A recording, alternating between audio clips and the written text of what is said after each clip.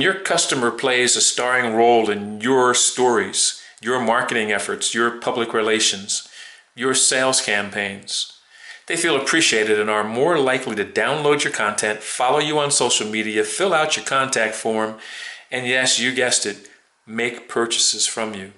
McKinsey & Company, one of the biggest and most prestigious consulting companies out there, found that 70% of buying experiences are based on how the customer feels they have been treated, how they're appreciated.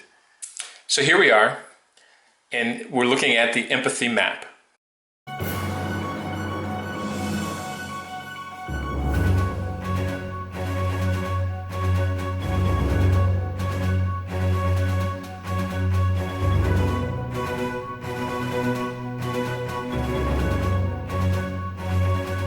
So David Gray, we owe you a thanks for providing us with this more than interesting model and methodology. The empathy map is simply that smiling face in the center. It only represents one variety of the ideal prospects that you serve. Use this for each of your ideal prospects. And you're essentially using this to assemble your team if you have one. You show them this and then you show them the questions. Think and feel, see, say and do, hear, pain and gain. And then they go away and in their private moments they think of all the answers they have about these questions. And then they come when you gather around the conference room table and this image is on a flip chart, maybe it's on a whiteboard, and everybody's got colored pencils and maybe post-it notes where they've written their answers that they have, and then everybody goes up and puts their answer in the quadrant representative of what they have. And where the gaps are, you need to find a model for going and doing the discovery. And we'll talk about that in episode number 2. But today we just want to get started. We want to know what we don't know about our ideal prospect. We want to begin to know them well enough to be able to tell their story as well as they can. So, here are some things to consider. What are some of their worries and aspirations? What do they talk about when they talk to their friends and colleagues? When it comes to the gains and pains and challenges and opportunities in their business? What would they hear from those friends and colleagues in those scenarios?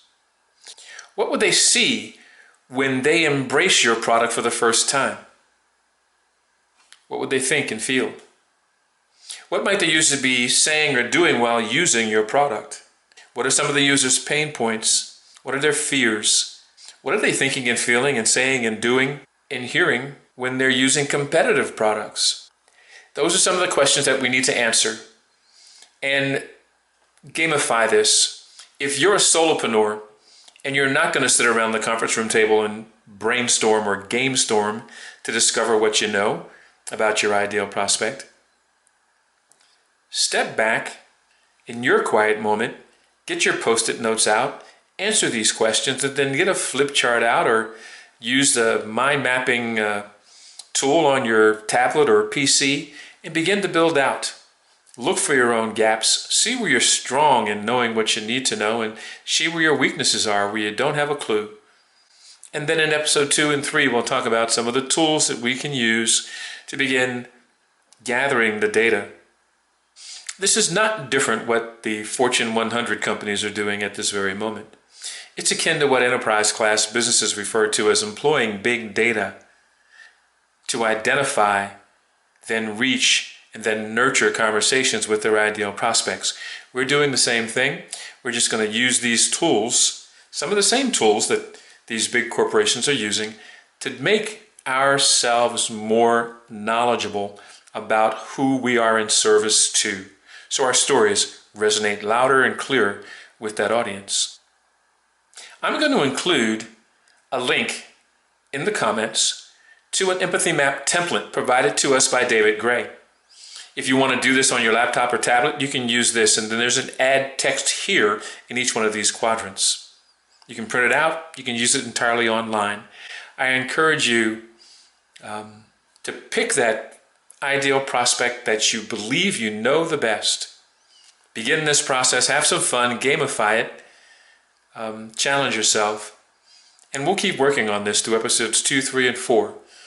And have some fun with it.